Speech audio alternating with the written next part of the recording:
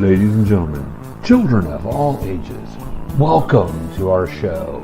We have gathered together from the cosmic reaches of the multiverse, two of the nerdiest geeks to be found. We proudly present the Professor and her geeky girlness herself, Ace. And now it's time. GeekyKOOL presents Professor and Ace. Hey guys, it's Larry. I'm the Professor. Ace, my great cohort, is not able to be with us here tonight. She's got some other things happening. So apologize. We thought Ace would be with us, and she's not able to make it tonight. I know she's missed several different ones in the last few weeks. She was here for the last half last week, and we do miss you, AJ. So you know, you're the heart and soul of the show. And we do miss you. We have Keith Moncrief from Pop Culture Minefield. They'll be on with us very shortly. He had a last-minute thing that came up, but he'll be here. This is episode 31 for those keeping track. We are all the way up to episode 31, and we plan on doing weekly episodes going live from here. Going live every week. That's the game plan. So on Tuesday nights, and watch in case things change, because sometimes things do change. Sometimes we have to go a little later, and sometimes because of life happening, we have to push it back or make changes. So we are here with you guys, and I'm just trying to stall a little bit until the great Keith comes in here with us. Hey, there you go. Hey, Lawrence, love the red stone lamp. Well, that is my son's lamp. I am actually in his bedroom. For those that don't know, we had a family tragedy about 6 months ago where a tree fell through our house, not just on top of our house, through our house. A 100-year-old oak tree fell over, and that house is actually just about finished, just going on the market tomorrow. So we'll be looking for a new house. But in the meantime, instead of the nice little studio I had, I am using my son's bedroom in our apartment complex. So that's his shade. So I'll have to credit him with that. Usually his bedspread is pulled down, and you can see the Minecraft behind me. Tonight, for whatever reason, that's not there. I didn't check. He must have put it up right before we started. But we do appreciate your comment, Lawrence. Most definitely. And always love a Lawrence there. I really wish I was a Lawrence. I am not. My birth certificate says Larry. I always thought Lawrence would be a cooler name. So, but we're glad you're with us. We thank you for watching, Lawrence. Tonight, we're going to actually talk about some interesting things happening in not just the comic book community, but also in the movie and entertainment industries as a whole. Keith's going to come in and share some thoughts with us.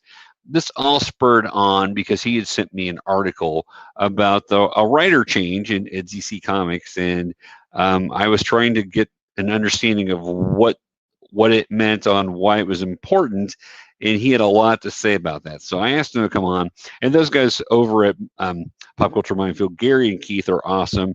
Those guys are always great to come over and chat with us, and they have a great show over there. Now, as we like to say, their show is usually more of an R-rated, or at least heavy PG-13, and our show, we try to keep it PG. It's a very light PG-13, just so it'll be family friendly. So if the kids want to watch with us, that's great.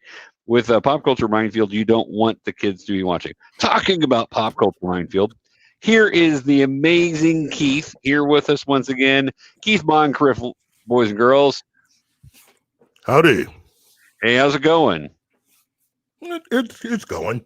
Yeah, I understand that, man. And I know family thing happened right before the show, so appreciate making it. So thank you so much. So first of all, let me just say, it is an honor to be on the show with everyone, and I hope that what we're talking about today will be something that is informative and helpful, just again, as a fan, which we both are. Yes, we are. We do this. We talk about this stuff because we enjoy it so much. Right. Right. And it's meant to be just something to help us not only celebrate what we love, but to help other people, love the same thing and Exactly. and celebrate the same thing. And Well, and oftentimes point things out to people that maybe they don't realize. Yeah, And yeah. also get people to check something out maybe they haven't seen before. Right. So we've got we don't have Ace with us today, Keith. She ended up What? having some. I know, right? You probably wouldn't have came on. That's why I didn't tell you. Because she is the heart and soul of the show. So you know what, I love talking with her, but I still would have came on. I mean, you're I know people. You're great that way, Keith, and I appreciate that. So apparently, Lawrence knows you guys really well, and he'd said that he loved the red stone lampshade behind me that he can see. That's for Minecraft, but he also had this to say when we were talking about you guys probably being more of an R-rated show than the PG that we try to do here.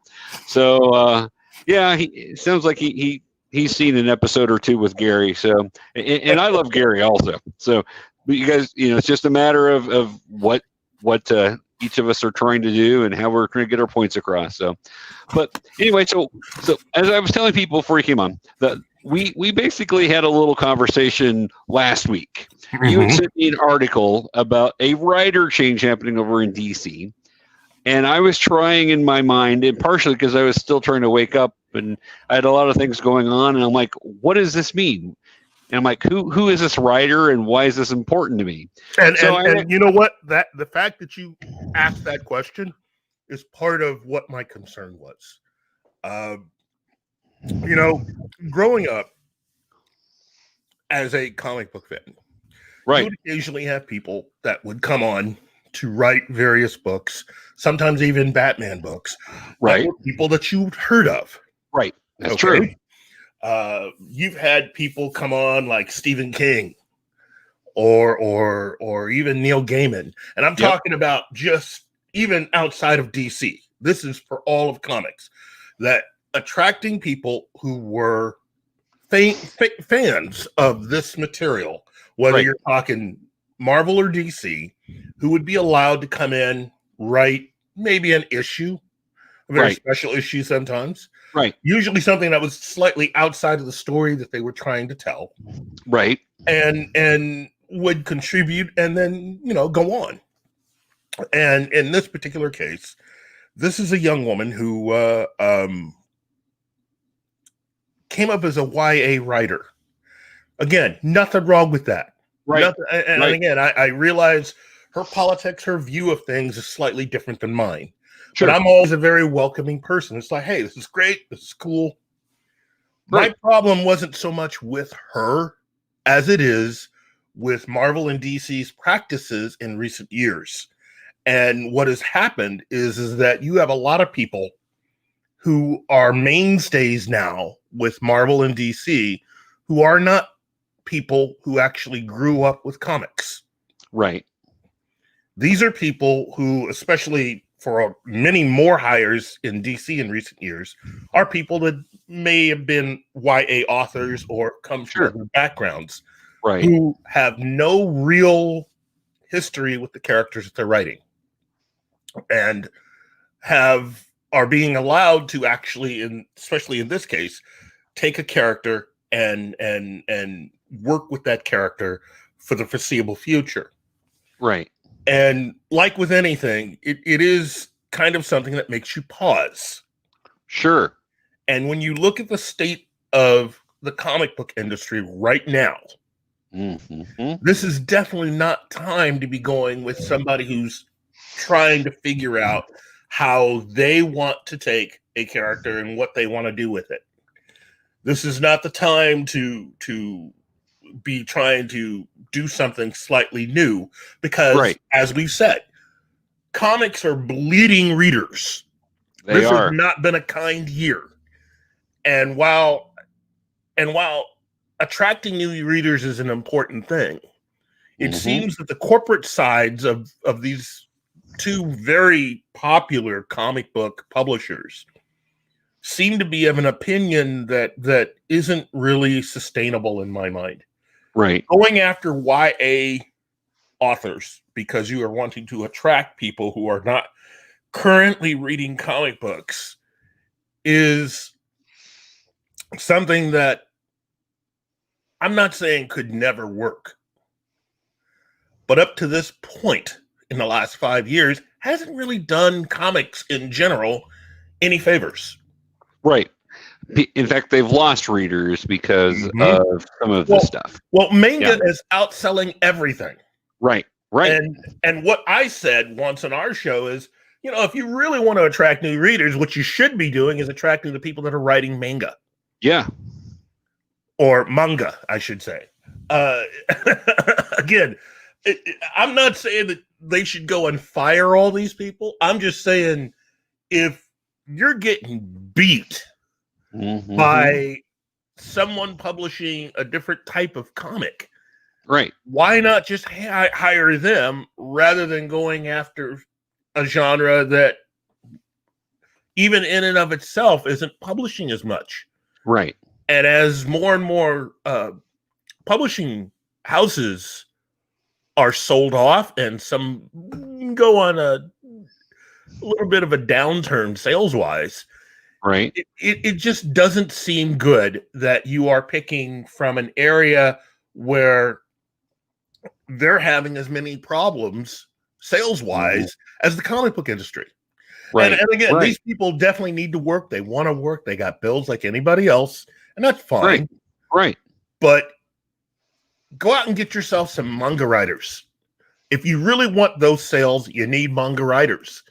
And especially with some of these writers that they're hiring in, many, you know, again, they do not have any real experience as far as being comic book fans. And in certain cases, aren't even fans of the characters that they're writing. Right. So they're allowed to actually write what they know. And unfortunately, many of them are putting themselves in these stories. Right. And it's just not something that I'm big on. You know, I'm not saying I'm not saying that you can't do that.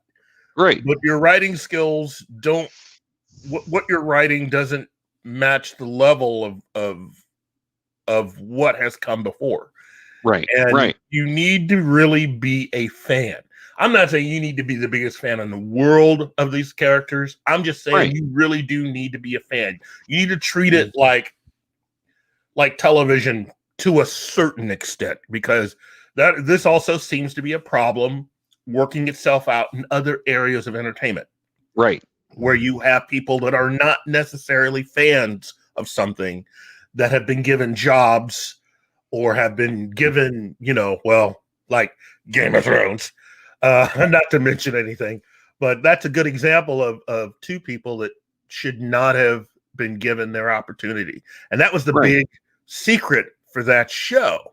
And had they not outed themselves, even though there had been years of rumors, but had they not been honest and outed themselves, nobody really would have understood exactly what the problem was. Right. So, and it ended up basically sidelining a show that for everybody else involved, outside of the two individuals we're talking about for Game of Thrones, this show could have kept going for at least another 5 years. Right. And it has rocked HBO and Warner Brothers to the point where that's really why HBO Max has seemed a little distracted, because they were expecting to have all these spinoffs from Game of Thrones that would have been the heart of what their service was going to put out there. And, you know, they find themselves now lacking. And in comics, that seems to be the thing. You have a lot of people taking characters in places where, you know, a lot of us didn't really think they should go. Right. But again, like anyone, we're curious. We're a curious group. We'll read for a little while, but overall, what's been happening has just not been good. And again, they've not stopped the sales slide. It's not really working, you know? Right. Yeah, that is when it comes down to it, that's really the important part, isn't it? It's what's actually going to make them money, because they're in the business to make money, like any business is, to Uh-huh. be able to support themselves. And we can see that um, they're higher lords of Disney for Marvel, and AT&T for DC aren't really liking how they're not turning a profit and losing money, in fact. Well, and And that's the thing. Look, to me, the real problem, and again, this is going to sound bad, the real problem is the corporatization of entertainment. Sure. Once corporations get involved, you're not dealing with a large group of people that are really interested in the minute details as to the reason why something works or doesn't work. Right. They're interested in turning a profit, period. Right. It is all it's all names and numbers, and more often than numbers on the balance sheet. Right. And AT&T is not interested in publishing comics. And as much as many of you Marvel fans don't want to hear this, Disney is not interested in publishing comics either. That was one of the issues that was brought up in a meeting as soon as they figured out that they were going to buy Marvel. Right. And one of the executives said, wow, they're still publishing comics. Why? This is the mentality that is going on. Comics as we know them are on life support. And the two biggest companies out there are DC and Marvel. Right. And as they go, technically so goes a majority of the more corporate professional part of the industry. Right. That's still going to leave a lot of people who are independent. Right. Right. But you don't see a lot of these people, the new people that are coming in, you don't see them going independent. You don't see them going to work for a lot of the independent publishers. Right. And the reason why you don't is because they have an audience that they want to keep. And as much as they would love to sell as much as DC and Marvel, they're at least aware enough to know that it's better to keep what we already have than to try to risk alienating, losing, Right.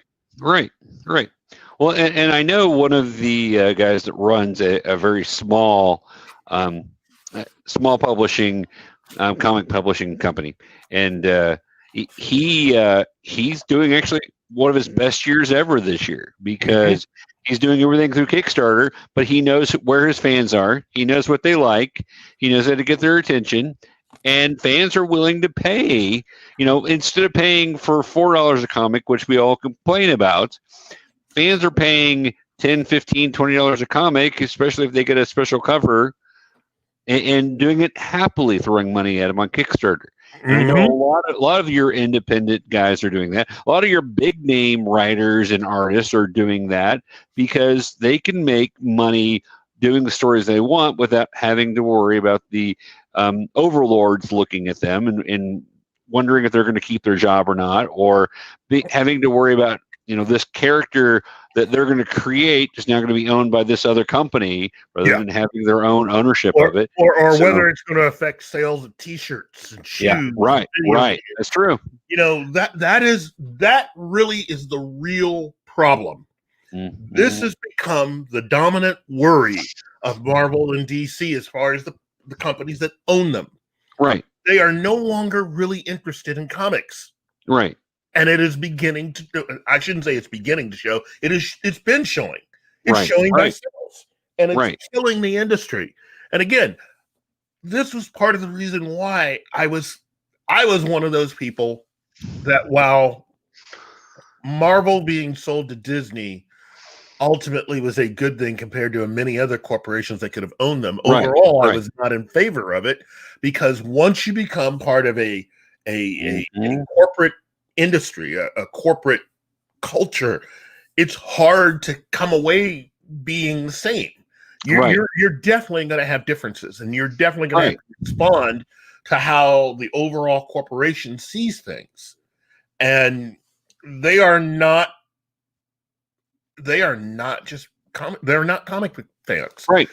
What Marvel and DC offer to their respective corporate masters, what makes them valuable really is their IP. Right. That is it. Comics as it stands, that few pages, the paper, the art, none of that means anything to Disney or to AT&T. It just doesn't. That is the hard fact. It does not mean anything to them. Right.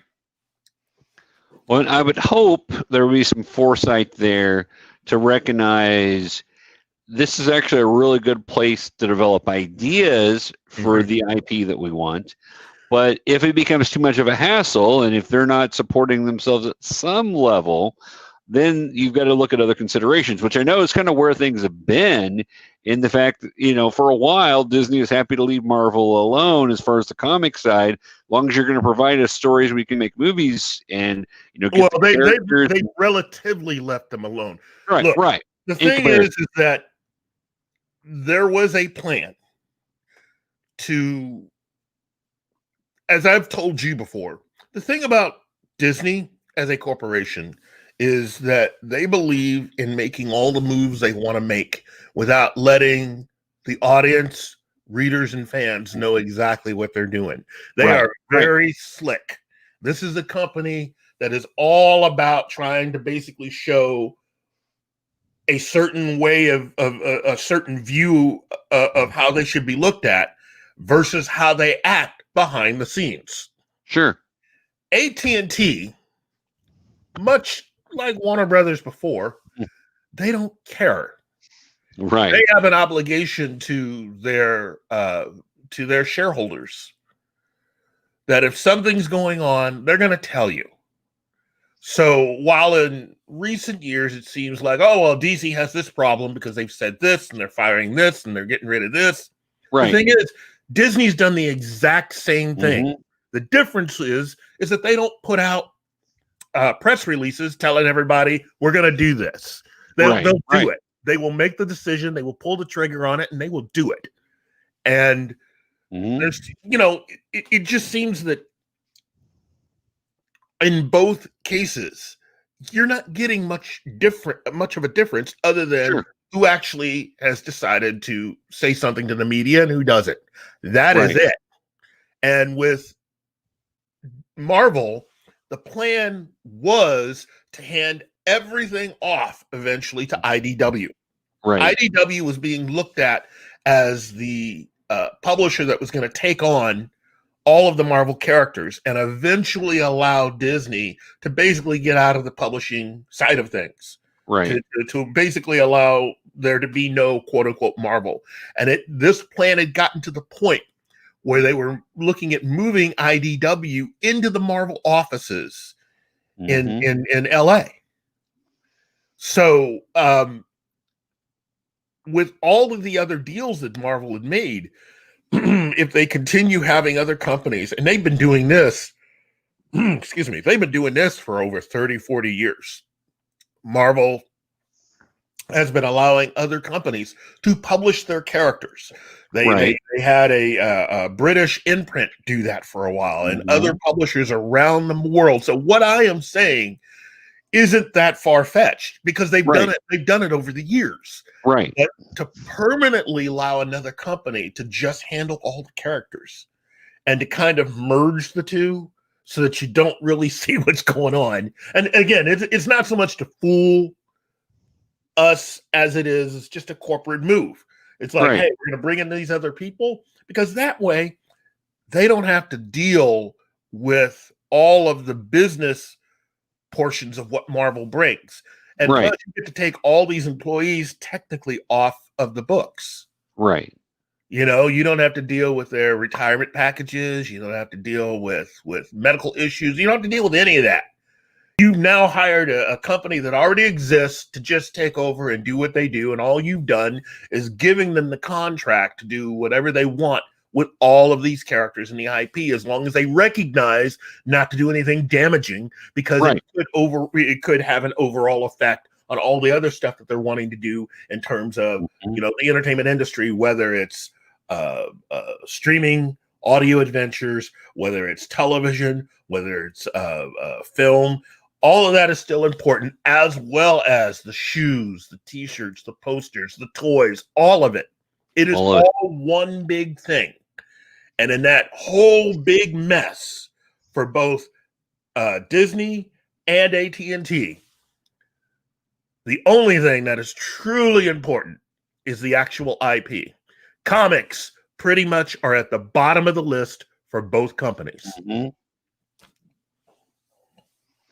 Well, and it kind of shows. I mean, you can see that. Now, the comic side is not doing themselves any favors by not coming in and trying to prove themselves by putting out the best possible product they can. We've been seeing that, and this goes back to what originated this with the issue of the writer change happening over for Detective Comics.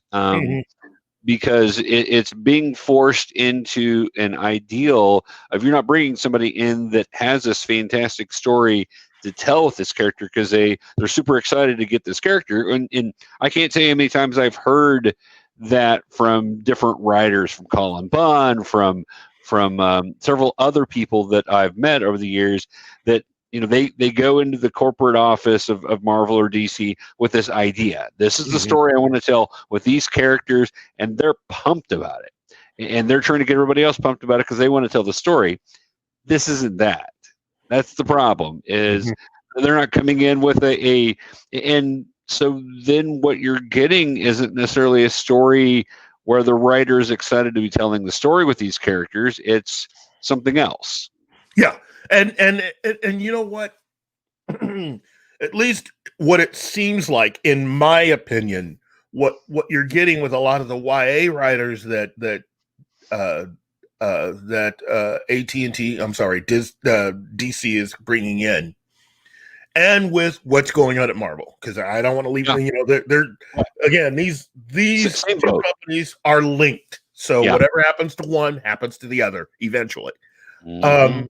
I think a lot of these people are coming in and doing this that have no real attachment, no history, not even really fans so much of the comic version of these characters, is that they're hoping to parlay a lot of this stuff into other things that they really want to do.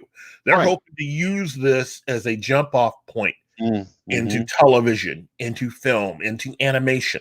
Okay. Right. And so that's what you're getting a lot of. These people are flooding into comics because, one, selling YA books isn't really doing anything anymore. And they're getting their butt beat by the manga. And two, they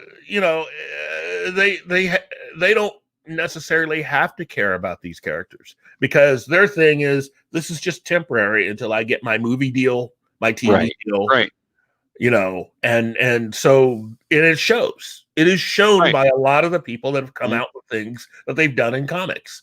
You're not dealing with people who are actually fans. Right. And as you said, you don't have to be the world's biggest fan, but you need to be a fan at least of the medium of comics. You need to be a fan of what can I do for this character that's not been done. Give me something cool that I can do. Maybe I've not loved how they've been portrayed with this, but let's tell a different story.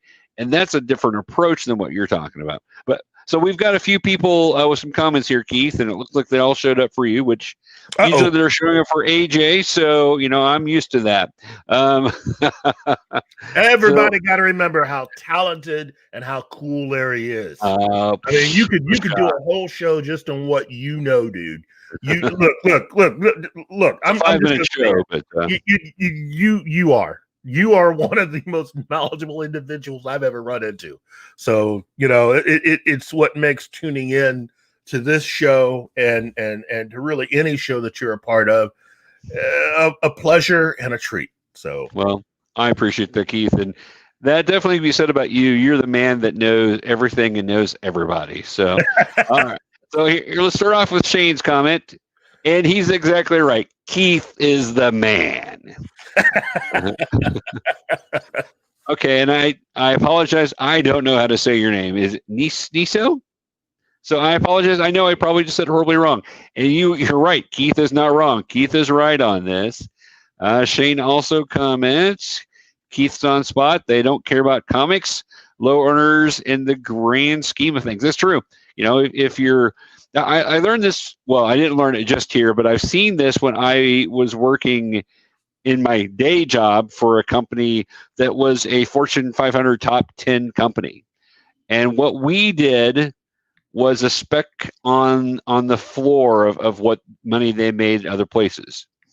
And we turned a profit and all this, but our profit was nothing compared to the other. And eventually they got rid of us. They sold us off to somebody else because it was, why are we wasting our time with only $20 million of profit? What's that? If I could make $20 million worth of profit, man, I'd be set for life. But, you know, it's a different mentality. Mm-hmm. Lawrence, yep. And Shane also says, Keith is kind of ugly, though. Oh, wow. I don't think so. Keith's a good-looking man. So I wouldn't date him, but he's married. So and I'm straight and married also. But that's beside the point. You know what? I want to let you in on a secret. I've never thought I was that good-looking. If I were, I'd probably try to play off of that. So, you know, look, let me just say this. I don't do this because of my looks. I do this because this is really how I grew up. My brother and I would talk comics. You know how you are with any family. If you happen to be lucky enough to have siblings that are into the same thing, this is how you talk. And going to conventions over the years, this is how we talk at conventions. When you're with your friends, this is what you say. And as far as Pop Culture Minefield, that's really what it was born out of. This is what we talk about are the kinds of conversations, the kinds of things that we would talk about at conventions or at the comic store when we saw each other. You know, this isn't really meant to be anything other than just conversations. And hopefully you, the audience, get something out of it. That's all. You know, I do not wish anyone ill. Okay. I don't. And Mariko Tamaki, who is the writer for Detective, look, I'm way too old for the kind of material that she's been focused on these last few years. But I will say this: congratulations to becoming the writer of Detective Comics. Right. Okay. I don't know her personally. I know of her work. I know of the things that she's done in the past as far as comics and the I Am Not Starfire thing. Right. Personally, I may not agree with everything creatively that she's done, but being a lifelong DC fan, you know, hey, that's great news. Do what you got to do. Right. My only thing is I just hope that you are very aware of what you are doing when you are taking on writing a Spider-Man comic, when you are taking on writing a Captain America comic, when you are taking on writing a Superman or a Wonder Woman comic. Please, please, please just be a fan. Don't be someone that's going to go in there and want to just try to act like you're going to remake everything and try to be the new creator of this character. That's not what you should be doing. You should just be telling good stories. That's it. That's all I've ever wanted. I don't give a care anything else about the people that are doing anything. I just want good stories. Just write good stories. Keep me interested, keep me entertained, and hopefully you can live up to the level of everyone that is written before you. Right. That's it. And that's a heavy mantle. Yes. Especially when you're talking about detective, you're talking about action, you're talking about Amazing Spider-Man, talking about Captain America. When you're talking about the writers that have come before you, that's a heavy burden when you start thinking, I need to live up to these guys. Because I would be scared writing X-Men. Oh, yeah. Seriously. Yeah. Look at everyone that has handled X-Men to now. I would be terrified to handle X-Men because you've got to be as good as everyone that has come before you. And being as good as Chris Claremont, good luck. In fact, Chris Claremont, having met him a couple times, he would look at you and say, dude, what have you done to my characters? You suck. He's just that blunt. So we've got a few comments here, Keith. Let's grab these and we'll talk a little more about this. Yeah. Let's see. So Shane apparently thinks he's an ugly dude also. Ugly dudes unite, and then also said Gary's uglier than all three of us. Well, that goes without saying. Poor Gary. We love Gary. And Lawrence says all four of us. So he's stuck in there also. And on the scale of 1 to ugly, Gary's crap. Don't be hating on Gary. I don't want to hear about Gary calling me up and asking what's going on in my show that I'm putting up all these negative things about him. No, Gary's Shane Moore. Hey, Shane. I hope you're doing well, my friend. Thank you. So we're glad you guys are all with us. We're having a good time with your comments. So feel free to keep commenting. We're just joking around here. But yeah, so I wanted to talk about the interesting thing with this. So it seems like from some of these writers that they're coming in with a political agenda. Yes. And they're coming in to drive that home, yes. Which I understand, especially people on the coast are going to have a very different agenda and perspective on life than people in the middle of Missouri or the people in Minnesota or wherever people are reading. The thing that I always found interesting is you want to write a comic that tells a story that challenges people's thoughts without completely leveling who they are, because you've got people from all walks of life that read comics. Thinking of it as a kid, every person's experience reading a comic is different where they're at. I was a very poor rural kid living out in the middle of the country, and so comics was my lifeline.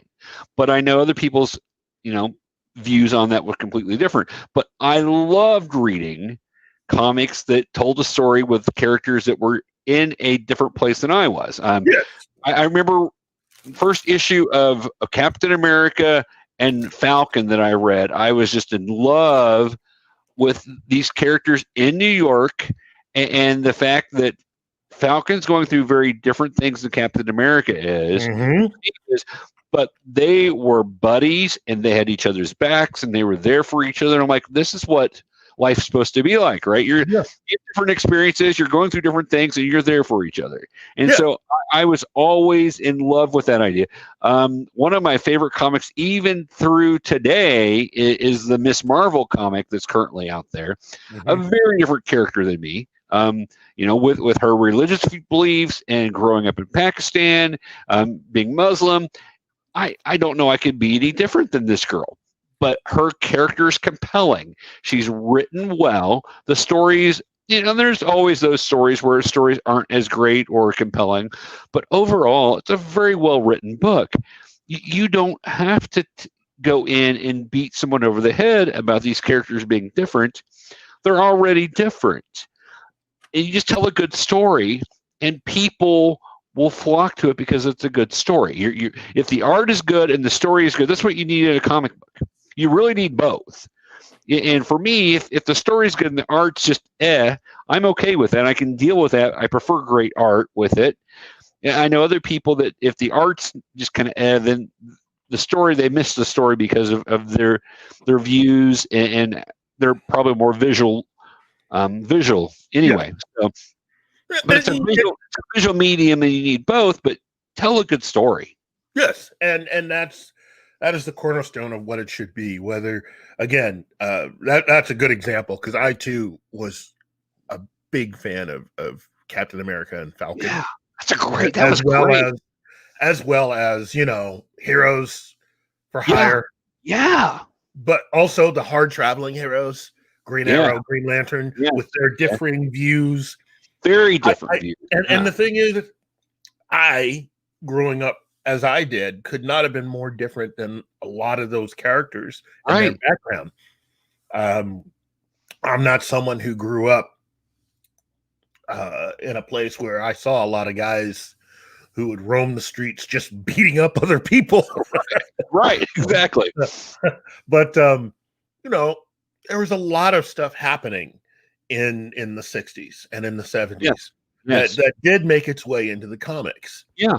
But it wasn't there as a gimmick so much as it was just to communicate, hey, this is what's going on. Right. But we're using this in a way to not only highlight what's going on around us, but to continue to tell interesting stories, to continue to allow these characters to evolve so that that you can see life through what they do.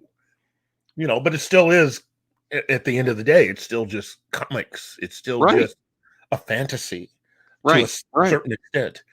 And I think that should always be a part of what you do. I don't give a care what your own political points and agenda are. You now have basically taken over something that dozens of other people have had before you and have entertained fans worldwide with. All you got to do is live up to what has been, to what has come before. And if you want to go off in a different direction and tell a different kind of story, that's cool. Yeah. But my issue is why you got to change characters so much to do that. That's what creating new characters are about. Right. That's right. Certain characters are not necessarily characters that would have started out when characters were created. And here's a good example. Spider-Man. Right. When you look at the original cast of Spider-Man when Spider-Man first started versus the characters and the cast that you have in the comics today. Right. I'd say at least 40 to 50% of what you see in the Spider-Man comics as far as characters are not characters that started out with the character when he first started. Right. These were new characters that were brought in to basically fit or bring in certain storylines, certain views, and to help continue to push that in their own individual ways as the comic would go on. And it's happened with Batman, it's happened with Superman, it's happened with Iron Man, it's happened with everybody. And so this incessant need to, instead of trying to create characters that can help communicate that, but instead to change characters to fit a certain point of view that some of these new creatives are doing, that's the disturbing part.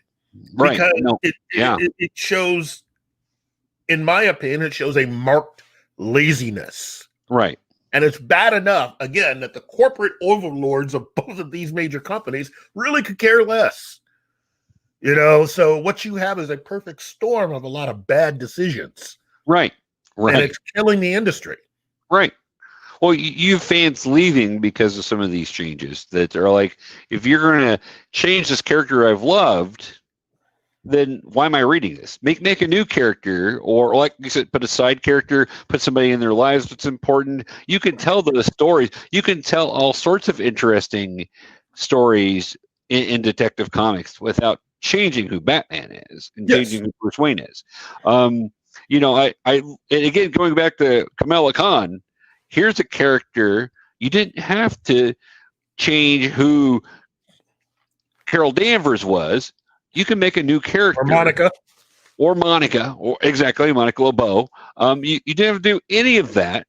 You could bring in a new character that is a fascinating, wonderful character, and tell what you want to do there. And that's the point. Kamala Khan is a really good example. She's a brand new character. She is. She may have the moniker of Miss Marvel. She's a brand new character. Right. And that's fantastic. See, now that's good. That right there is the way it should be handled. You want to do something different? Here's a completely different character. There you go. Right. Exactly. And again, in many cases with some of these characters, you're talking characters that have been around 80 years. Right. 75 years. 70, 60 years. Or in the case of Black Panther, at least 54 years. Right. So for me, if you're someone that is worried, say, about representation, guess what? So am I. Right. I grew up at a time when there weren't that many characters that looked like me.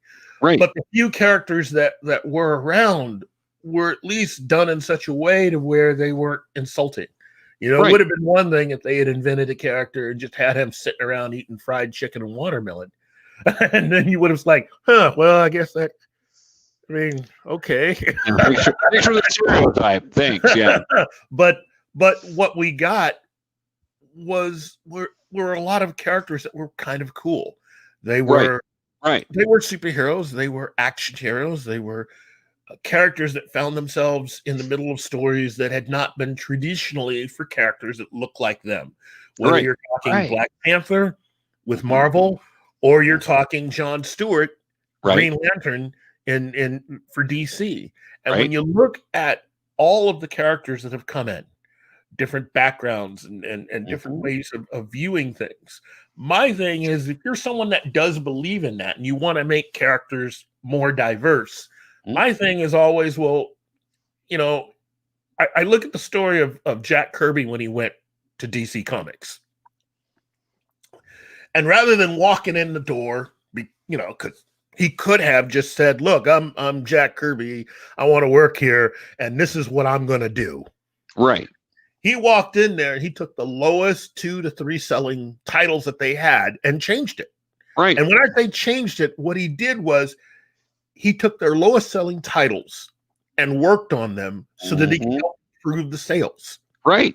And you don't see a lot of people in Marvel and DC that are doing that now. No. Where they're handling where they're basically handling this the way that it should be handled within this industry, which is newbies get the low-selling titles. Newbies get the not prove yourself. Yes, you got to prove yourself. I don't give a care who you are. If you're walking into this industry, you got to pay your dues. Right. Now, if you're coming in Jack Kirby after all the years he was at Marvel and before that, Atlas and all that, he could have came in and basically said, I want these characters, and they probably would have gave it to him because he was Jack Kirby. But you don't come in as a newbie having done something else and come in and demand Spider-Man, Captain America, Superman, Wonder Woman, Batman. You don't. Maybe think if the industry makes those choices, and that's up to those businesses to do that. But I don't know. That's just kind of odd. I would have thought if you're coming in those situations, then give her something to write that is low selling and see what she can do, the crowd she can bring in, let her prove herself. Because right now you set her up for failure because you put her on Detective Comics. This is one of the best-selling comic books DC has. One of the best-selling comic books, period. Yeah, this is one of the longest-running titles. It is. Detective Comics is where Batman made his debut. So you're talking a comic book title that's at least 83 years old, 84 years old. Right. Well, it was around 26 issues before Batman showed up. So even longer. So yeah, right. Because it was Detective Comics 27 that premiered Batman. So it was around at least 2 years, and a lot of those comics were done just 4 to 5 times a year. They weren't even all done like that. But so it's been around for 80 plus years. What stories are you going to tell? Try to keep within the milieu of what they're trying to accomplish and what has been accomplished up to then. That does not mean you have to copy what has happened in the past. Bring what you bring to it, but respect what has come before and figure out a way of how to move everything forward. And most importantly, think about what you're leaving for the next person that is going to take the title after you're done with it. Treat comics the way that we should be treating our public land. Right. Exactly. Well, instead what we'll do is we'll mess this all up and then we'll just reboot it in a couple of years. So we'll have some sort of crisis or some sort of secret war or something that'll come in and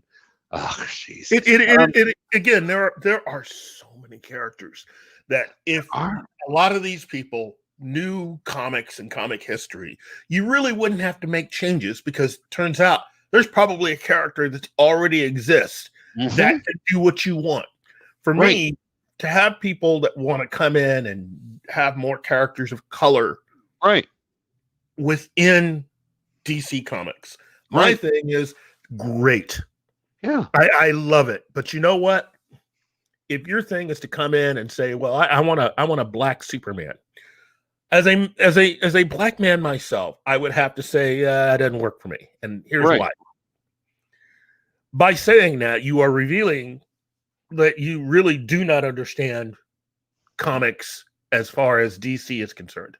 Because if you actually were familiar with comics, you'd realize that there actually is a black Superman, and his name is Icon.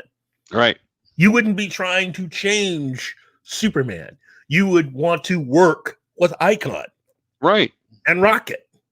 You Right. know, you don't have to have people saying, you know, I need a black version of Batman. Got it. Already have it. Don't need to do anything. Right. His name is Batwing. And guess what? For even more flavor, we even have the Signal. Right. You know? Right. Oh, but you want to skip over all that because you want to make a black Batman. Okay.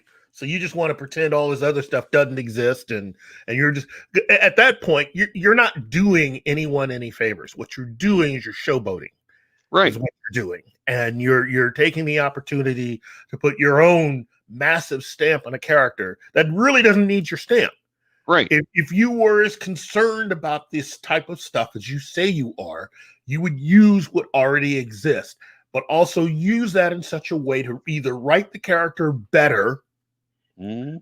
Or to help that character expand what is known, maybe introduce another character with that character that would be more along the lines of what you think it should be. Right. Well, I read just yesterday that we've decided that Star-Lord is now bisexual. Yeah.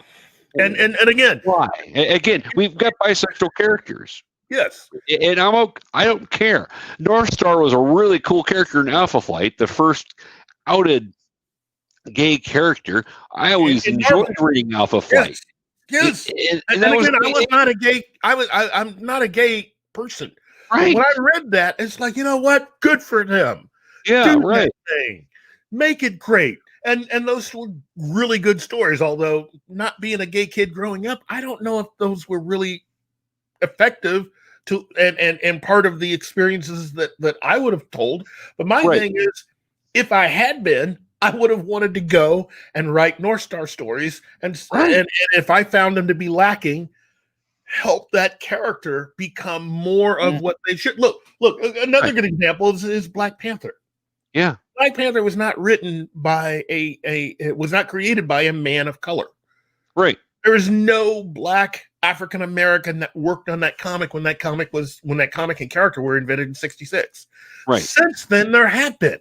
Right. And what they did was, when someone was able to get the opportunity to write with the character, to use the character, they just sort of brought what they had to help the character evolve, so that it would match more of what it should.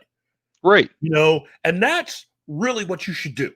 You should evolve these characters to basically be up to where you think they should be. But you shouldn't be out and out just changing characters for the sake of changing them. Right. Right. That's all. That's a far different thing than just saying, I don't ever want you to do, and you shouldn't be. That's not what I'm saying. I'm saying have fun with it, but understand that it would be better to at least use those particular characters that were brought in and invented over the decades that were trying to do that. Right. Okay. Whether you're talking, and I'm looking right at you, Brian Michael Bendis. It's like, look, I know you're a homeboy and everything, but that whole thing with Legion of Superheroes, I don't agree with that. You took an opportunity. If you wanted a character of color, you had one. In fact, you had more than one. Yeah. You had a character that was technically the second black character introduced into DC Comics after John Stewart. Now, when did Black Lightning Black Lightning was not, I thought he was Right, okay, many people think that Black Lightning was actually second. Yeah. But Technically, it's actually Tyrock of the Legion of Heroes, and Yeah, there's a reason for that. And the reason is that everybody knows him as Tyrock, but that's not his given name. Tyrock is the name he took to be a part of the Legion of Superheroes. Right. His actual name is Troy Stewart. Right. So he could actually, now you're getting it. I never put that together. So well, and then they killed him way too early. So and for a character that had all the powers that Tyrock did, Tyrock was a bad A. He was. You think about it. For those of you that have actually read the book Dune, Tyrock really was a living weirding module. Yeah. He was a living weirding module, meaning that he is a weapon that uses sound, and sound to be used in different ways. Different sounds, different frequencies allow him to do different things. So it isn't just about, hey, I need sound, and like, say, Black Canary, you could just focus a sound and push people or whatever. Right. This is a character that could use sound to not only just create flight or a sonic weapon, but could use it to even create dimensional portals. Right. And all manner of other things. Different sounds allow him to do different things. And that is a kick-butt character. And nobody has come along to really try to do anything with this character. And they've kept him in the background since its debut. Right. And so to come in there talking about how you want to be, how you want to bring more of a racial balance, that's great. Bring Troy Stewart up to the front and let's see what you can do with this character. Why not? Well, as you know, my father was an avid Legion fan, and I remember reading that issue where he's introduced, and man, I thought, man, this is a cool character. Right? Him and oh gosh, what was the character with the FE for iron on his Arrowhead. Yes, those two guys were the coolest guys. Right. And anyway, but we got a few more comments here, Keith. We'll hit those real quick, and then we'll get back to this. Okay. So Shane wanted to clarify that he doesn't hate Gary. He just loves hating on Gary. So we appreciate that. We do. And also wanted to say, Native American. Yeah. Exactly. And there are some great Native American characters. Tap into those, use those, and add more. I mean, that's where I'm always at. I don't care as a white straight guy. I don't care if the character is bisexual. I don't care if the character is transgender. It doesn't, as long as you're going to tell a good story, great. Tell me why. Make it appealing, but don't take something that already exists and change it just for the sake of changing. Yeah, bring in a brand new bisexual character into the Guardians of the Galaxy rather than Star-Lord making him a bisexual character. Dude, make him like Captain Jack and have him hitting on everybody, including Star-Lord. That would be funny. Right? Hitting on Groot. You're like, what in the world? Yeah, I don't know. I mean, just do something unique. I remember when they changed Iceman and Bobby Drake over to being gay.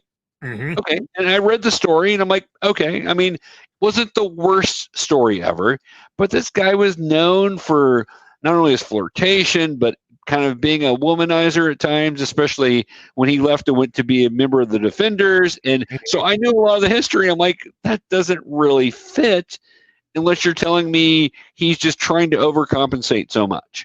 So I'm like, why? And that's the same thing I said about Green Lantern. Again, I get it. You wanted to see someone represent, but my thing was, right.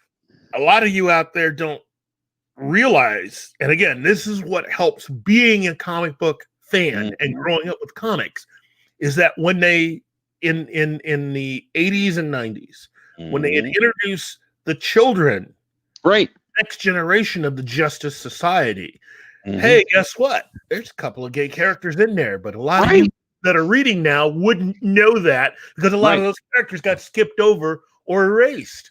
Right. You know, you didn't need to make Alan Scott gay. What you had to do was, hey, he's got a kid over here who actually is. Right. I was going to say that. Tell that story. Right. Tell that character story. Do something to bring that character into current continuity and going from there. That's all I've ever said. And again, it's not, hey, let's not have characters be X, Y, and Z. It's hey, let's have everybody. But you don't need to change what already exists. Exactly. Take the time to actually create something new. And again, in my personal opinion, it is the cheapest and easiest way out to actually change something that somebody else has actually created rather than to take the time to create and cultivate and put forth a brand new character. Right. Which is what they should be doing. And again, I'm very skeptical when people say they want to have more representation in comics and they have no earthly idea what has come before, what characters are actually have been created, especially with DC, because my biggest pet peeve is that DC doesn't really know what's in its own vault. They have no idea who a lot of these characters are. And you get a lot of people hired DC that just come in and blah, blah, blah, blah. And there's, you know, they want to create characters and do things, and they don't even take the time to look into their own history to go, hey, we got a character over here that would kind of fit what I'm saying. Why not just bring that character and fit them with how I want to tell a story? Right. Well, and at one point, and I can't remember the guy's name. I've met him once at C2E2. I was really impressed with him. He was a guy who worked for Marvel, and basically his job was, and he knew like everything. He was like you. He'd sucked it all in, and he could tell you almost what issue everything was happened in. But part of his job, or the main part of his job, was to work with the writers and say, you've got a character here. Why aren't you using them rather than doing that? And well, that spoils the continuity with this when we've decided this. So we've got to find a way around that or use something different. And so that was his whole job, was to know things and to make sure, because, you know, as we know, you've got fans and then you've got mega fans and you've got people like us who've been reading comics for, you know, to 5 decades, you know. Even though, you're gonna put a number on it, okay? Even though I'm like 35 or whatever, I don't know. But you know, when you're looking at stuff like that, you know, some of these writers are younger and have not had opportunity to read all this. So give them somebody that knows this stuff. But it seems like we've kind of bypassed that and gone out to just say like, just do whatever, and we're going to give you the best possible characters to kind of mess up. Well, there's also another unfortunate reason why some want to do stuff like this, and it has everything to do with just being able to create enough controversy so that you trend in social media, so that people will know your name. That's true. And that's unfortunate. If you're involved in this just to create situations where you're talked about online, you suck, because there are people that have always, like me, have always wanted to work in the comic book industry and to get an opportunity to work for either DC or Marvel.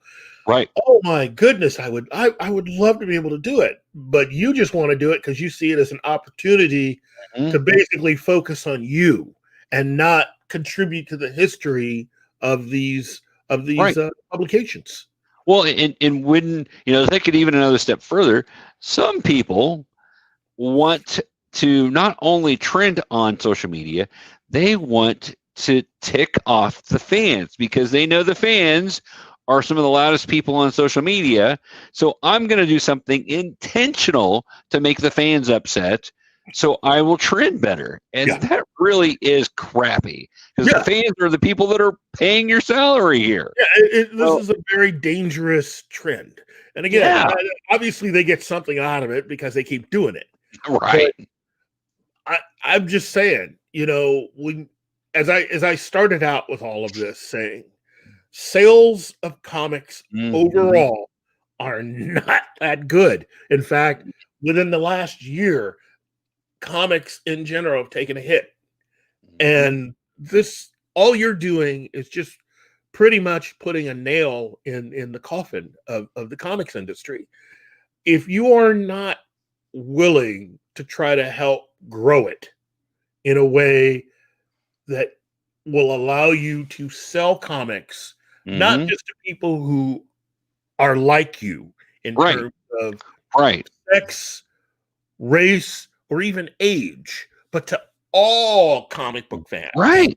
If you're not doing that, then you're really hurting an industry that is struggling right now. Right. And you're not doing anyone any favors but yourself. And even then, you're not really doing yourself any favors either. Right. No, you're exactly right. No, if the whole point is not to create something that the mass people will enjoy and then maybe learn something from. I always go back and think of I used to love watching Fat Albert. Fat Albert was great, Bill Cosby and all the kids with Fat Albert and love that. But always at the beginning would be like, have a good time, and if you're not careful, you're going to learn something along the way. That's a perfect way to do this. If you want to teach a straight white middle-aged guy something, use a good story to do that, to make me think. You don't have to beat me over the head or tell me how bad I am, because I can't help that I was born white, just like you can't help that you were born African American, and we're all in different places. Just tell me, make a story to where it's compelling and I can understand from a different set of eyes. Because that's the great thing with storytelling, is you get an opportunity to tell a story from a different set of eyes. You get to see something different. And that's the amazing part of comics, is you actually get the pictures to go with it. Now, earlier you were talking about if the character would have been, sitting around eating fried chicken and watermelon, I'm thinking to myself, well, that would have fit in my family. So that would have been a stereotype. I would have gone, oh, I understand that. You know what? Fried chicken on the weekend. Fried chicken and watermelon. The fried chicken and watermelon team. Maybe Marvel should get in on that. But I just got to say that being a fan of both comics, as I grew up and reading all these books, I saw myself in all the characters. I never suffered from thinking that I wasn't, although I didn't see a whole lot of characters that looked like me. Right. I was happy with the characters that did look like me that I was seeing. And then again, I didn't look at those characters and think, I'm still not happy because none of them are me. Right. Right. Like, come on. You got Jon Stewart over here. Okay, you got Tyrock over here. You eventually will have John Henry Irons. You eventually have Mal Duncan. I mean, these are all characters that are just amazing. That for whatever reason, again, DC is really, really bad about putting forth anything new, especially with John Henry Irons. He is one of the coolest characters they've ever come up with. And they don't use him anymore. I mean, you only hear about the character in animation, but you don't see it in live action. And again, let me just say to Greg Berlanti and his people up in Canada, look, I know you got that new Superman series coming, but are you telling me that you would rather do one more version of watching Clark and Lois on screen instead of telling the story about John Henry Irons and his niece and their troubles, being African Americans who happen to live in Metropolis and are experiencing the things that they experience? Right. Just saying. I'm with you. I'd rather watch that. Again, nothing against the people doing the Superman and Lois show. I'm just saying we've had that. We've seen that. And again, the actors that you hired, they're good people. Right. But if you're all about showing us more diversity, both in terms of gender, race, and sexual orientation, then dive into DC and find the characters that fit that.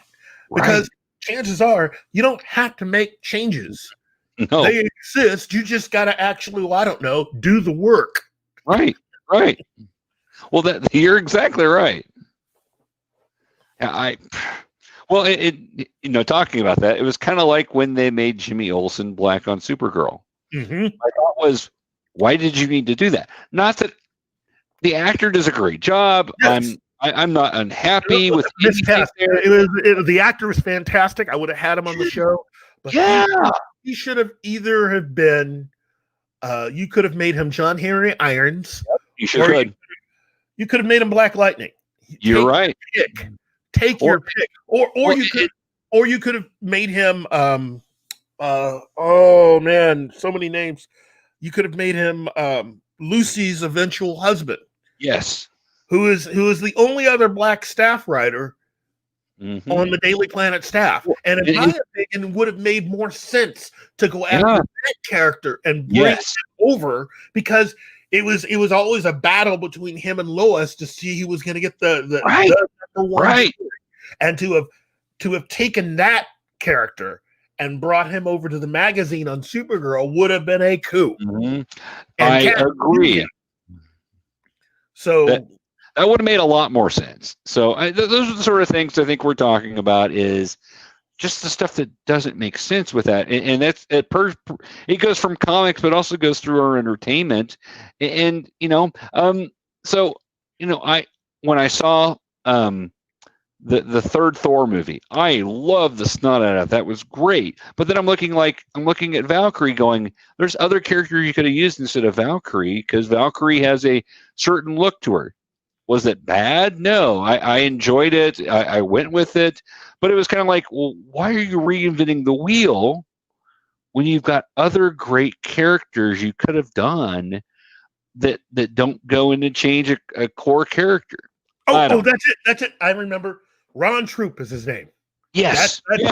That's the character that they should have had in Supergirl. His name was Ron Troop.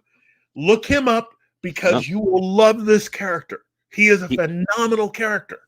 Okay, well, he's one of the smartest guys of the Daily Planet, one of the best reporters. Like you said, it's always giving Lois. They're trying to see who's going to outdo the other. It's a great character. It's a great character. Yeah. I'm hoping eventually when you see Spider-Man back at the Daily Planet, we're going to get a lot of Robbie Robinson. You mean Daily Bugle? Oh, Daily Bugle. I'm sorry. Yes, the Daily, whatever it is there. The Daily Bugle. You're going to get a better play from Robbie Robinson, who's a great character there. That I'm hoping you're going to get some chance to develop him in the movies, because I'm like, man, dude, this guy's great. He's the only one that seems to be able to keep Jameson at bay from going completely nutso. Well, they had him in the Raimi movies. He did. He was in there, but he didn't get much time. That was my only concern, was because I'm a fan of the character. I don't care. Again, I don't care anything about his race or anything else. That doesn't bother. That's neither here nor there. I just think Robbie is a great character that you need to focus on to kind of make it really explain that he is the flip side of Jameson, and he's the only thing that keeps Jameson from just going completely wacko, which he does do sometimes. Sometimes even Robbie can't fix him. So and the story of a young man who's coming of age, living in New York City, which is what Peter Parker's story was. Right. To have someone like him, Robbie Robertson, Peter kind of looks up to Robbie. He does, and he is the conscience. Yeah, that Jamerson seems to be missing. Never had, right? He is the conscience of the Daily Bugle, and to have someone as principled as him in his life, given everything that Peter has experienced, Peter has a way of looking around, and it's just like in real life. When you are lacking something, you happen to recognize people who are able to stand up and be great examples of what humanity should be. That's one of the things, again, that makes the Spider-Man comics in my opinion, like the Batman comics, with all these incredible characters Mhm. they have. They've had so many characters over the decades. You cannot tell me that you can't find a character if you're going to do something within Spider-Man or do something within Batman. You cannot find a character that kind of fits what you want to do if you want to be a little different. Right. Or Right. in that certain cases, just create a new one. Just Right. that it Right. lives up to, you don't want to create a character that sucks. Nobody does. But Right. That's bad. Sucks bad. you just hope that, and this is the reason why being a fan really is, no matter what you may think, really is ultimately a plus, Right. because it helps you to Mhm. understand and appreciate what has come before. And That's it right. also will help you from making mistakes or creating characters that suck, because you want to move everything forward. You don't want to be the person that came up with the really sucky storyline and the really sucky characters. Right. You don't wanna be that Exactly. And all of our favorite comics have had moments of those where you're Oh. like, oh my gosh, you're killing me. Yeah. So, but yeah, exactly. I exactly agree. It's an interesting time we're in, and That's it, yeah, where things are going to be in 5 years in comics or in entertainment, things are really up in the air, and it's and that's interesting. unfortunate. It is. It's horribly unfortunate. I can't imagine a world without comics, and so because they've touched my life. But saying that, I have not been very good about going to get my comics, and part of it's just been, I enjoy it still, but it's not been at quite the same level. Now, part You're of it not is, motivated anymore because the yeah, quality isn't what it once was. Let's that's just true. put it out there. You That's true. Marvel and DC are hurting the mom and pop shops They by are. not giving us quality stuff. And when you're bringing in people to handle these books, to create things that audiences don't want, why should they be coming to your shop to buy new comics? Right. This is Right. all what's part of killing us. And Right. and again, I say, if you guys really are being part of a corporate structure, if you guys really are being hammered because of the amount of money that it costs and all that stuff, hey, here's an idea. Why not just change the kind of paper that you use to create the comics so you can bring down the price of the comics? Mm-hmm. Why not institute changes like allowing comics to be returned? Right. Those two changes right there will help the mom and pop shops. And I'm telling you, you institute that January of next year, I'd say by this time a year from now, you won't have any real problems with the comics anymore. I'm serious. Right. The amount of money being spent, you'll cut that almost in half, if Right. not even more. And by allowing shops to return the comics, you know what? On the whole, that may not be good for Marvel and DC, but you know what it does? It causes you to up the quality of what you're making. Because Mm-hmm. now, Right. if your comics were good, you would know, because there wouldn't be very many comics returned. Right. Right. That's That's exactly right. Well, and the other thing is, you have made goodwill with a part of the industry that relies upon you. So Yeah. that goodwill goes a long ways. I remember in the 80s going into comic shops, and you would see the posters everywhere, because they would go out and they would pay to get the posters of the new Spider-Man or posters or whatever, just to kind of get kids' attention or whoever's attention. But you don't see that anymore because there's a cost, but also you have made comic shops disloyal. They feel like you're there abusing them. Well, you can't be in an abusive relationship and expect the comic book shops are going to go that extra mile to try to promote your thing. Mm-hmm. Why would they do that? The only thing they're worried about is trying to be able to offload enough of the comics that you're sending them that they didn't want, because you're requiring them to have this. And that's if you're lucky, if they decide to continue to sell new comics. Right. And that's the reason why it looks like a good portion of these shops are now just going to pre-owned comics or Right. older comics. And I'm telling you, you get a lot of these kids coming into these shops. If they get hooked on reading these older comics, it's going to be next to impossible to get them to read anything new, because they will be able to see the quality of what's being produced now is not up to what they are used to reading. That's true. And I will say, on that one side, it's kind of bad, but what it means on the other side of this is now it'll force you to go out and, the next generation of comic artists and writers will be people that actually are fans. Right. And Right. they will have read some of the best stuff out there. And they will come in, and they will, if comics are still around, they will come in and they will attempt to actually just tell some of the best stories you've ever read. Right. Right. But right now, we're just losing a lot of people. You're just losing so many people. It's unfortunate. I mean, you got people like Colin Bunn, who left his career to be able to go write comics because comics were such a passion for him. Mm-hmm. And it shows. It so shows that you read his stories. Well, and I know you read his stories, but Colin is amazing. He weaves a great story. It's interesting because he said how he tells stories is different than when he was doing his own independent stuff. And of course, he's still doing some independent stuff, but working for the big two, he has to tell stories where it fits in a 5 to 6 issue arc so they can market that and everything else. So the stories are being changed, but man, that guy can tell a story, but that's because he was a fan and it was important to him. This was his lifelong dream. Now, like you, my lifelong dream from middle school on was to be a comic book writer. That was something I so wanted to do. When I went off to college, I wanted to be a creative writer and then eventually work at Marvel. In middle school, I wrote Marvel a letter, and they said, "Hey, we'll see you in 15 years when you're ready to come write for us." And I was like, "Oh my gosh!"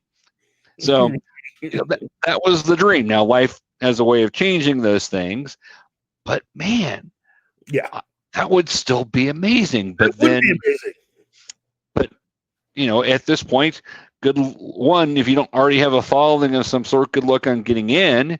And two, do you really want to put your boat to that? Because that you're probably sinking pretty quick there. I don't know. Yeah, again, this is, as I said at the beginning, I blame this corporate entertainment culture. Right. Because it's changing everything. And for right now, it just seems to be changing everything for the worse. Right. I mean, they bring in a lot of money. They give you a lot of advantages, but they are sucking the marrow out of everything. And there just is no real loyalty to the art form of comics. Right.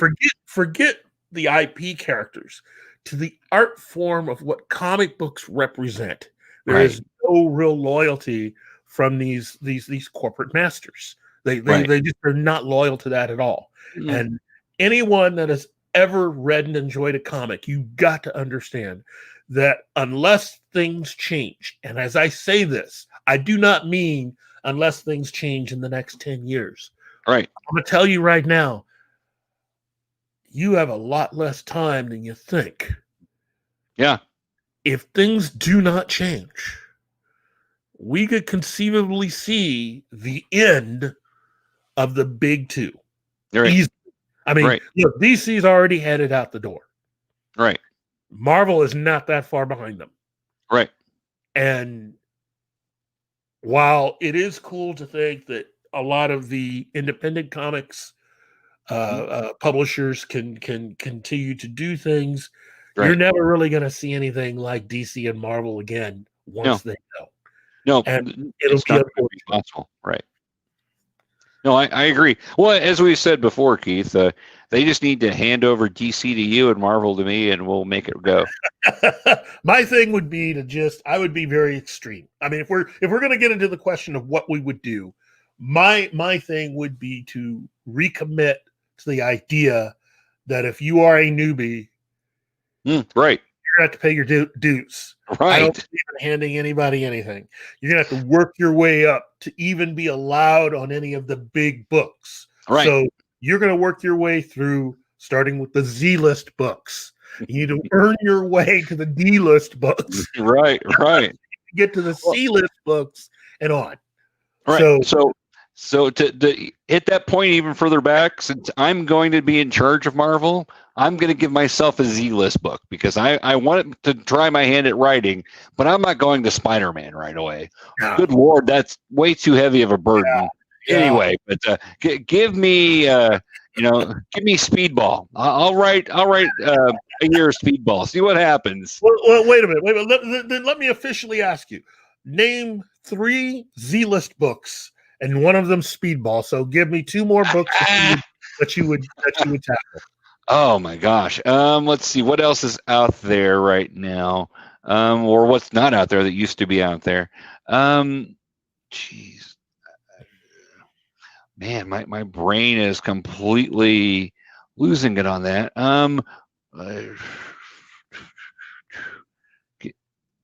See, oh man, I put you on the spot, didn't I? you did, and that's okay. that is perfectly okay. I kind of asked for that. I just, oh geez, I'm trying to think. Let me give you one answer. Yeah, give me an answer there. I would put together a brand new book focused on the cosmic side of the DC universe. Oh yeah, I would center everything on the adventures of the Dark Stars, the Green Lanterns, and with Captain Comet and those and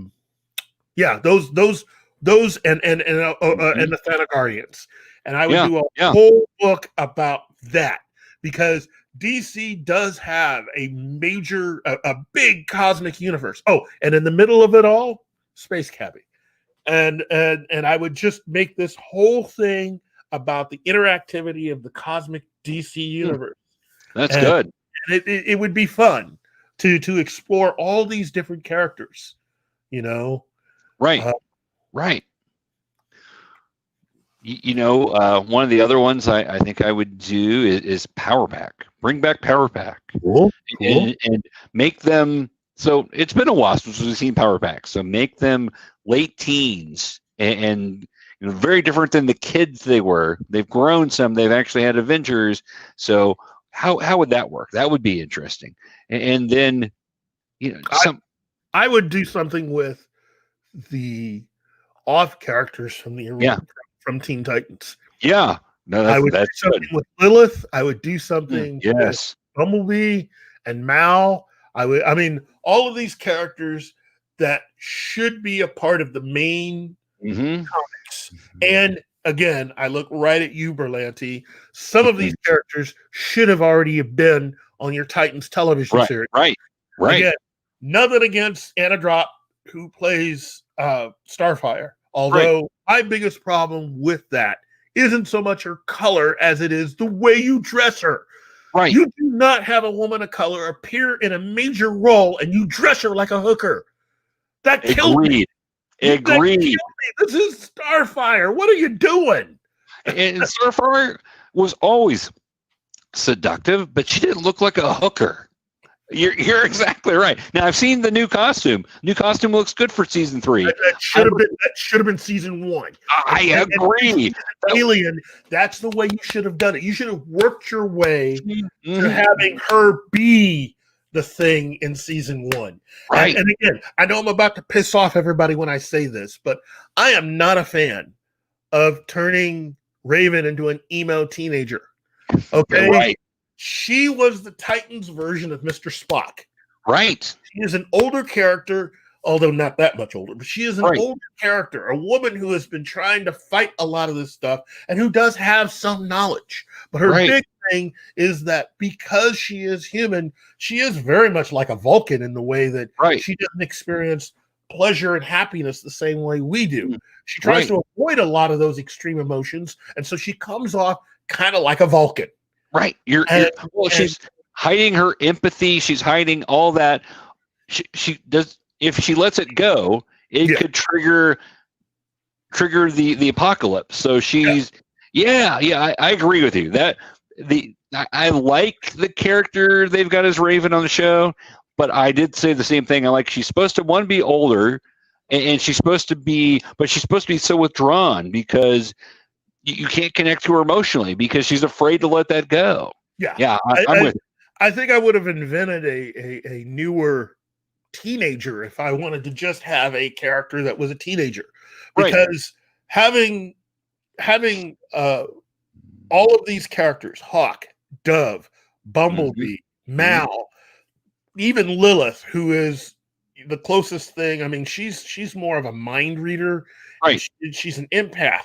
Having that character also with everything else, she may seem to be similar than Raven, but she's not, because Raven's got a whole different type of background. She does. That's what I would have done. Is basically taken what DC already did with their big Titans book from last year, where they brought in the original Titans and had them come in. I mean, Aqualad. Oh, I'm sorry, he's no longer known as Aqualad, but the original Aqualad. Right. All these other characters that you had.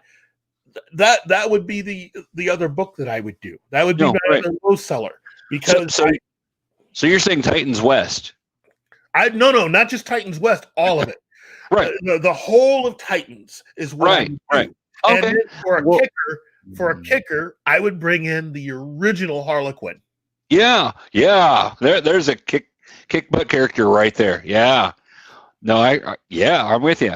No, that sounds great. No, when you were saying that, because I remember before the new Teen Titans hit, and I know you remember this also, where they had the Teen Titans and then East and West and all of that. So then when you're saying these characters, I'm like, ooh, you could have the Titans comic show over here, and then you could have Titans West, and I'm like, which then for people that don't remember, Avengers in the 80s decided, oh, let's try that, and went with the West Coast Avengers, which was great. Yes. So it something like that would be awesome. No, I'm with you.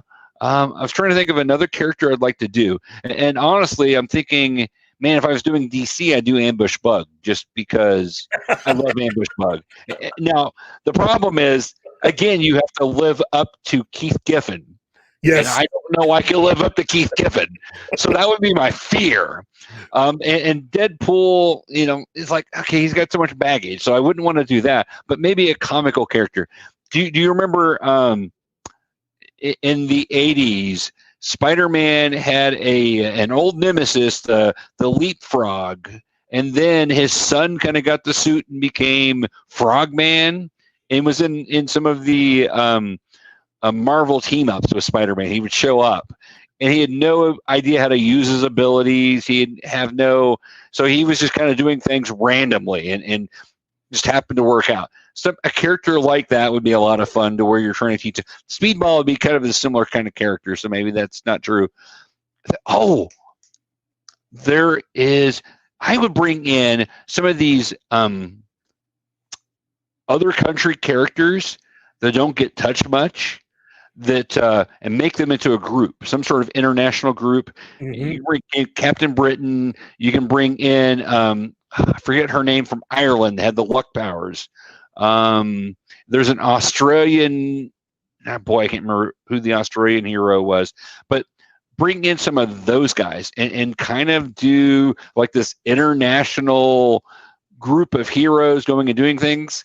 That'd be a lot of fun. Something like that with characters that don't get much touch. Well, I would do something along the lines of kind of like a spy version of the Dirty Dozen.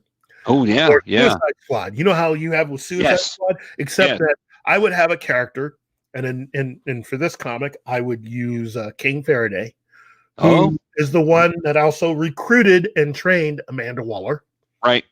Who would come in and bring in various heroes to help him do kind of the super secret spy stuff, kind of like the opposite of what Suicide Squad would be, using villains.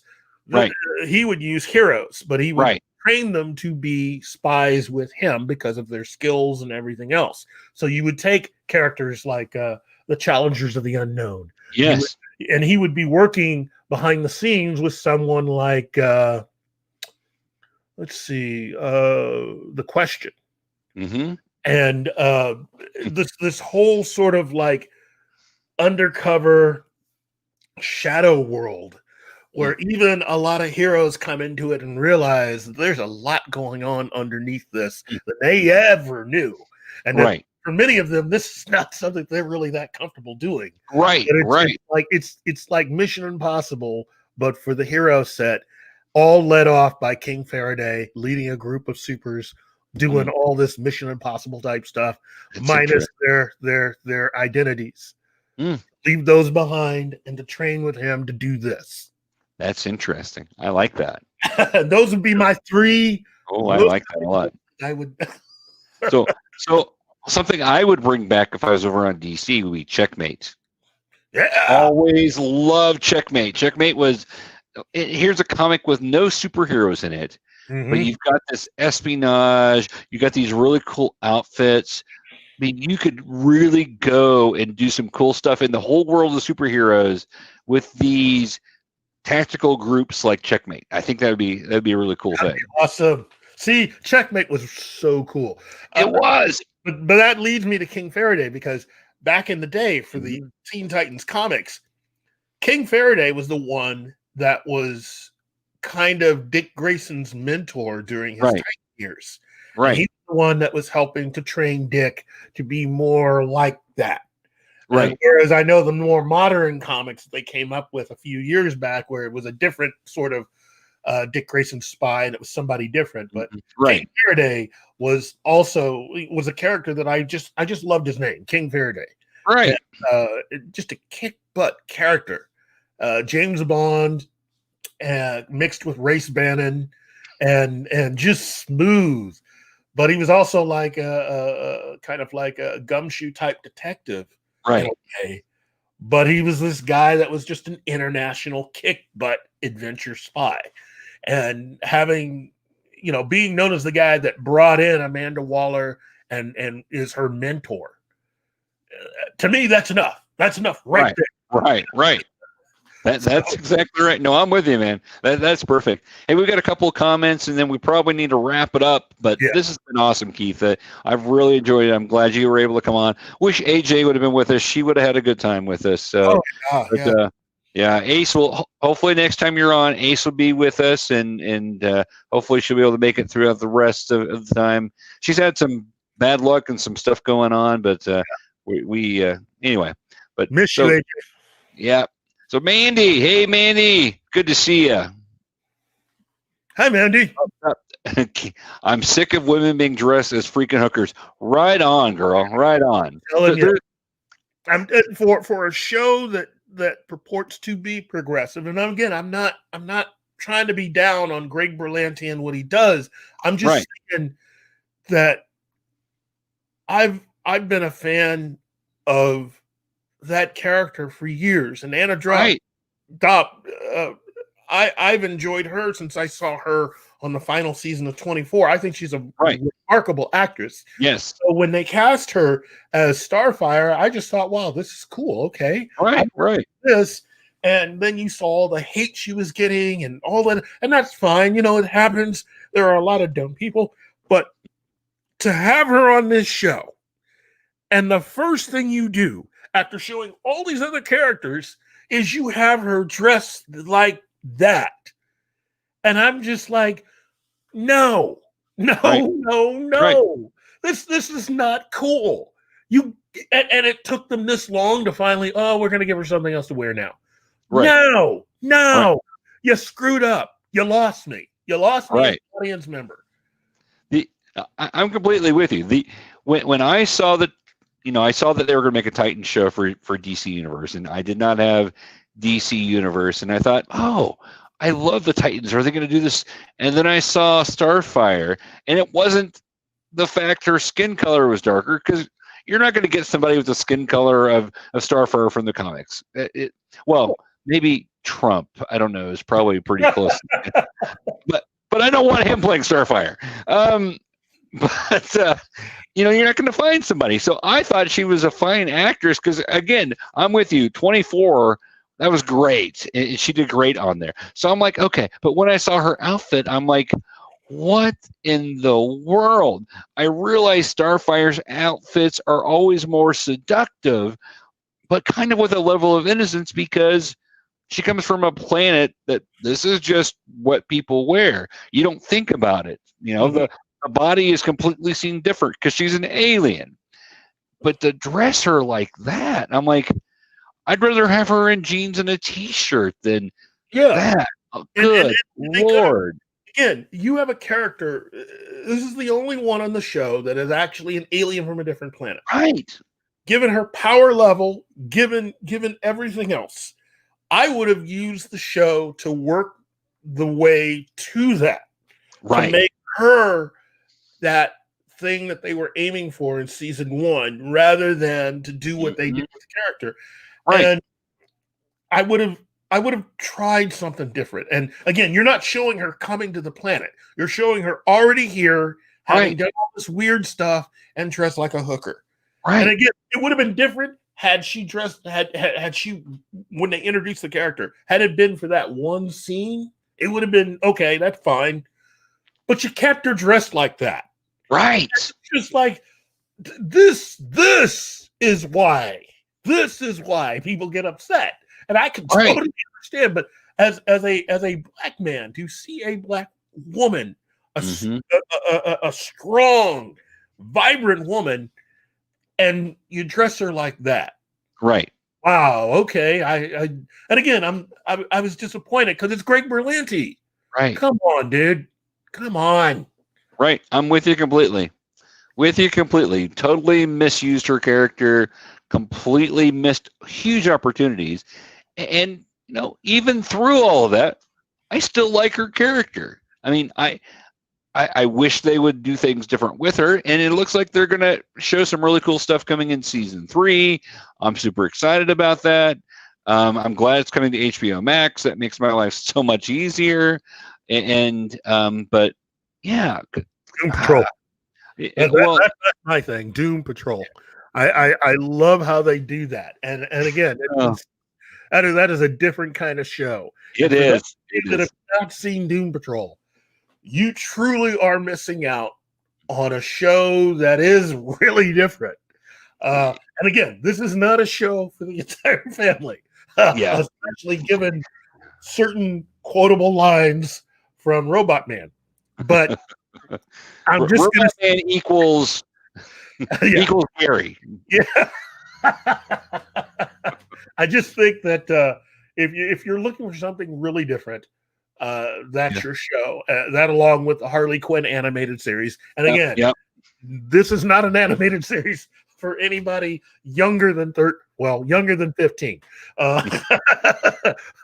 Because again, I have a lot of fun with both those. And I just wish that I just wish that DC would recognize that they have all of these incredible characters that when you look at Doom Patrol, a title from way back, buried in the history of DC Comics, you have a lot of possibilities that you could use with that.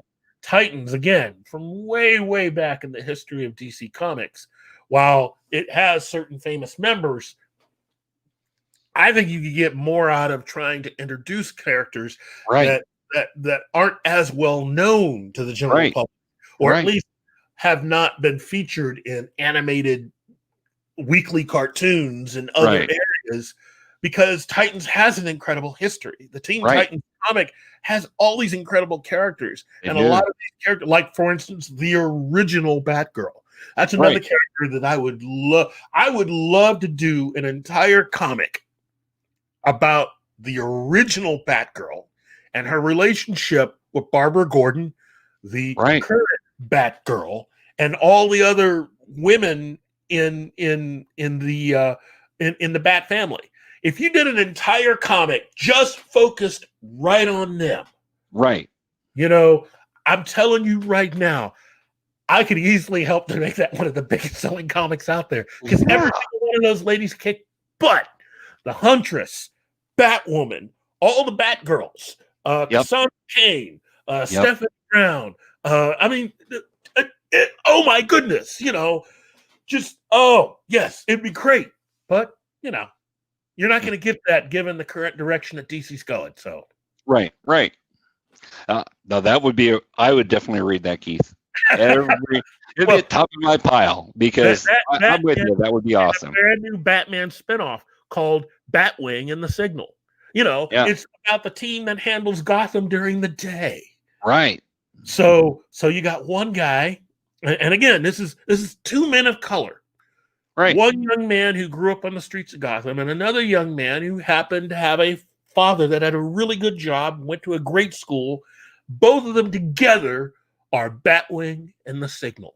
Right. And they fight the good fight during the day.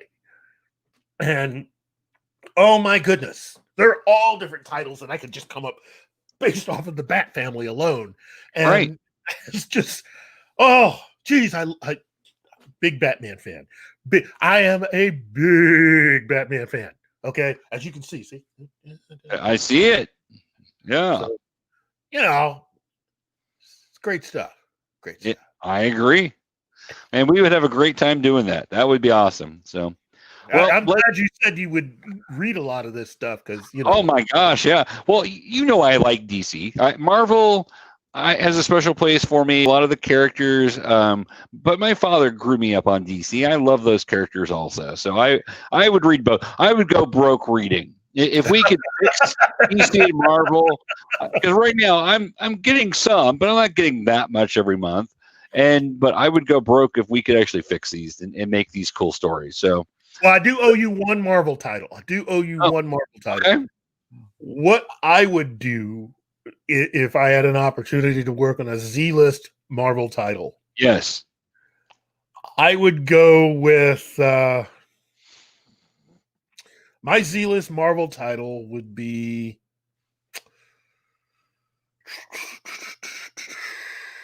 well, you already took Power Pack. So I would take and again, that's because I also enjoyed those guys. Yeah. I would go with you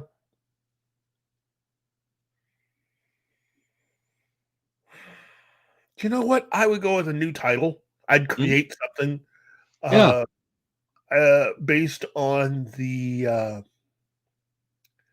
I don't know why I have this on the brain.